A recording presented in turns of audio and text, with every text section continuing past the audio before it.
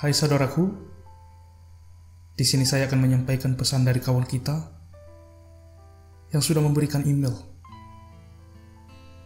di mana pada video sebelumnya saya pernah berkata, jika Anda ingin berbagi kesan, dapat mengirimkan email. Dan saat ini juga, saya sendiri masih menunggu cerita sharing dari kamu, supaya kita berbicara bersama, sharing bersama, together to be better, together we strong. Jadi bagi kamu yang punya cerita, silahkan kirim emailnya, baik melalui audio ataupun tulisan seperti ini. Saya akan membacakan dan membuat audionya seperti ini sehingga dapat didengarkan oleh sahabat kita dimanapun berada. Ini adalah tulisan pengalaman dari Goresan Bermanfaat. Dia memberi dirinya Goresan Bermanfaat. Novak, salam kenal. Izinkan manusia hina ini untuk menulis hal positif bagi mereka yang sedang berjuang keras untuk menempa diri menjadi pribadi yang lebih baik. Di kalangan masyarakat negara Indonesia khususnya, Novak belum begitu familiar. Bahkan bisa dibilang sangat sedikit media dan influencer yang mengangkat tema ini di negara berkembang ini. Tak heran, sebuah gerakan yang mendukung untuk berhenti melakukan masturbasi dan menonton pornografi ini masih belum banyak yang mengenalinya. Saya pun begitu mudah untuk masuk grup WhatsApp-nya. Dan kalau dilihat, tidak banyak batch-nya, hanya 2. Dan yang satu untuk umum, dan yang satu untuk muslim. Tidak seperti masuk ke grup hijrah keagamaan. Misal ikut masuk grup One Day, One Hadis, Tasin. Ada banyak batch-nya, bahkan sampai puluhan. Karena kapasitas grup WA yang hanya bisa sampai 250 orang. Lah, ini hanya 2 grup dan belum sampai 200 orang. Dan setengahnya bisa jadi orang yang ngerangkap masuk ke 2 grup. Sangat sedikit sekali bukan kawan? Berarti sangat sedikit bukan yang memiliki cara pandang hidup untuk Novak. Selain itu, untuk masuk ke grupnya kita hanya klik link yang ada. Berbeda kalau misalnya masuk grup sosial lainnya. Misal sharing sama motivator, pengusaha, kelas menulis, dan seminar online. Ya harus dipromosi ke 5-10 grup. Harus follow dan like Instagramnya. Banyak banget syaratnya. Padahal sama-sama satu tujuan, yaitu memberikan manfaat untuk orang dengan sharing ilmu. Tapi kok bisa begitu? Ya, hanya satu alasannya mayoritas masyarakat kita kurang dipromosikan tentang kebutuhan Novak. Kesadaran untuk Novak pun kurang dibandingkan spiritualitas agama dan kesuksesan bisnis dan ketenangan mental. Sekarang pertanyaan, mengapa harus Novak? Yang saya tahu, mereka yang melakukan ini adalah mereka yang sudah kecanduan dengan PMO. Apa yang dilakukan? Tentu menghitung berapa lama mereka bisa lepas dari PMO. Mungkin bagi Anda, hanya sekedar menghitung hari tanpa PMO, itu mudah. Karena bisa jadi, Anda adalah salah satu manusia yang paling beruntung di dunia karena tidak pernah melakukan hal tersebut. Atau dikenalkan hal tersebut sejak kecil oleh teman-teman Anda. Tapi bagi sebagian orang, itu cukup sulit. Terlebih apabila sudah menjadi kebiasaan hingga 10 tahun. Dan baru ada kesadaran untuk berhenti atau berubah, baru 4 tahun atau kurang dari itu. Dalam tulisan kali ini, saya tidak akan membahas dampak besar PMO bagi anak-anak dan remaja. Kalian bisa searching di internet. Di sini saya hanya ingin memberikan opini saya mengenai proporsi dalam memandang diri sendiri sebagai makhluk yang hina. Fase down para pejuang Novak. Bagi mereka yang Novak jelas mengalami fase depresi setiap kali gagal untuk bisa konsisten menghabiskan hari tanpa PMO. Banyak di antara mereka yang meminta bantuan, tips dan trik, juga solusi untuk bisa mengalihkan keinginan untuk melakukannya di grup.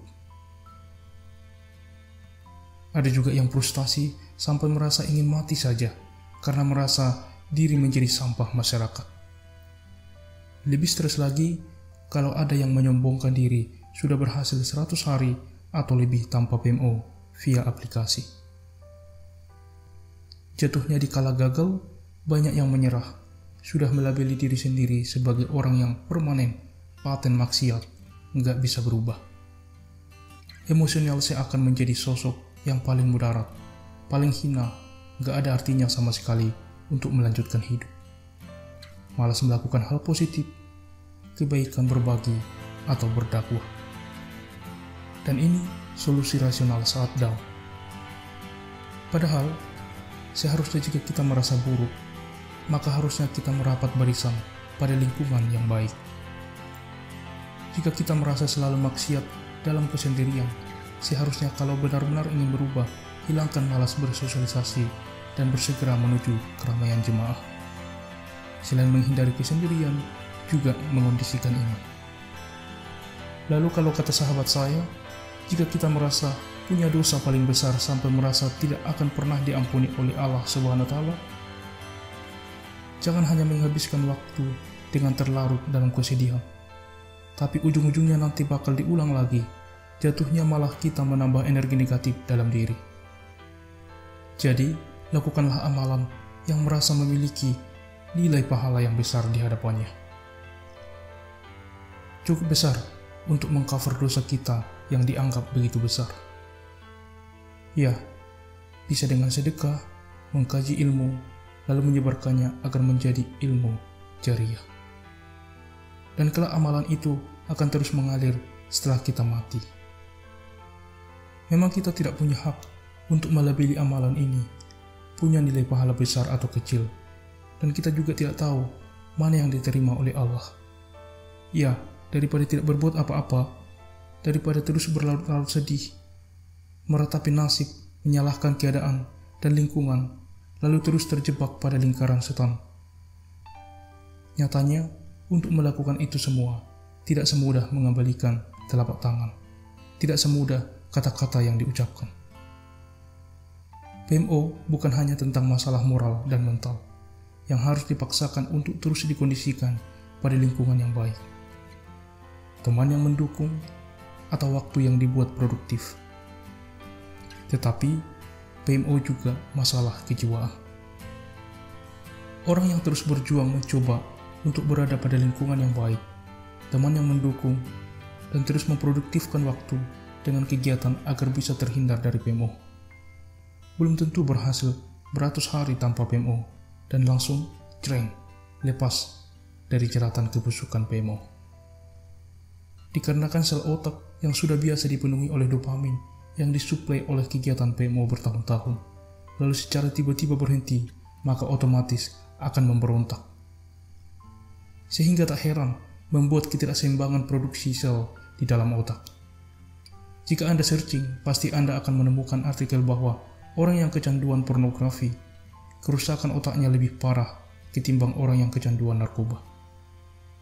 Jumlah kerusakan sel pada otak lebih banyak dan lebih fatal, yang tak hanya berpengaruh pada fisik dan mental, namun jiwa orang tersebut. Pecandu narkoba saja harus direhabilitasi. Apalagi orang yang kecandu pornografi. Seharusnya lebih dari itu, tapi kenyataannya tidak ada media yang mendukung untuk itu. Mereka harus mandiri, mencari lebih banyak lagi metode untuk bisa berubah total, untuk bisa terus konsisten berjuang. Untuk menyembuhkan jiwa, metode yang dipakai dimulai dari meditasi, tanaman alam bawah sadar, sampai ruqyah dan lainnya. Jadi, seharusnya mereka mendapat dukungan lebih besar. Tapi masalahnya, karena masalah ini dianggap tabu dalam tatanan sosial, masyarakat mudah menjudgment serta menyepelekan, dianggap mendramatisir ketika perubahan emosional drastis terjadi. Dianggap masalah yang biasa saja, tidak sebesar kehilangan orang tua, musibah bencana alam, atau sakit kronis parah. Membuat mereka selalu menutup diri, dan ketika down selalu menyalahkan diri sendiri. Ketika di posisi itulah, sebaiknya kita memandang dengan seimbang unsur keburukan yang dimiliki oleh kita. Pernah kejadian di grup Novap itu terkena hack, atau gimana saya tidak tahu. Jadi banyak masuk orang ke grup. Yang mengejutkan adalah orang-orang yang masuk ke grup itu para pecandu video porno. Dan mereka tanpa ada rasa dosanya membagikan banyak video tersebut, tanpa ada rasa malu sama sekali. Tentu saja memancing amarah dari semua orang Novap, karena mati-matian berjuang lepas dari PMO. Ini seenaknya Jijat mengambil alih grup dan mencoba meruntuhkan motivasi semua orang untuk Novap. Alhamdulillah, selain sudah ditindak tegas oleh admin dan banyak yang protes, dari situ kita sudah dapat mengambil hikmah. Mungkin kita stres, gak kunjung berubah, dan selalu gagal dalam hitungan 1 atau 2 hari. Tapi coba kita apresiasi diri kita sendiri. Masih banyak orang yang gak peduli dengan masalah ini. Malah menjadikan ini sebuah konsumsi setiap hari tanpa ada rasa bersalah sama sekali. Walau kita berjalan lambat, belum bisa berminggu-minggu atau berbulan-bulan lepas dari PMO, setidaknya kita masih diberi hidayah oleh Tuhan dengan rasa penyesalan dan ingin berubah. Masih diberi pikiran untuk segera taubat, masih diberi kesempatan untuk mati dalam keadaan husnul khotimah. Bukan dalam keadaan sedang maksiat, walau peluang itu terlihat kecil, setidaknya masih ada. Jadi jangan merasa kecil, merasa terbebani, merasa jadi sampah. Coba tarik nafas dan pikir kembali kawan. Semua butuh proses, semua butuh waktu. Yang paling penting tidak putus asa dan pantang menyerah. Berjuang terus melawan kejahatan terorganisir ini. Walau masih candu, jangan sungkan buat mengedukasi orang lain tentang Novap. Atau coba mencari solusi bagi mereka yang ingin berubah. Daripada kita hanya diam, sama saja kita membiarkan kejahatan terorganisir ini terus hidup, menggerogoti generasi emas tunas bangsa dan agama. Semangat! Demikianlah kawan-kawan, tulisan dari kawan kita, Goresan Bermanfaat. Begitu mulia bukan? Sharing, berbagi dari sahabat kita ini. Dan semoga dengan tulisan ini membuka niat bagi kamu bahwa PMO ini salah. Mari kita bertobat, mari kita berubah menjadi lebih baik, menjadi versi terbaik dari kita sesuai visi master kehidupan. It's never too late to create our best life. Tidak kata terlambat untuk kita menjadi versi terbaik dari diri kita. Akhir kata, always remember brother, master kehidupan, the time is now, and greatness is coming. Peace.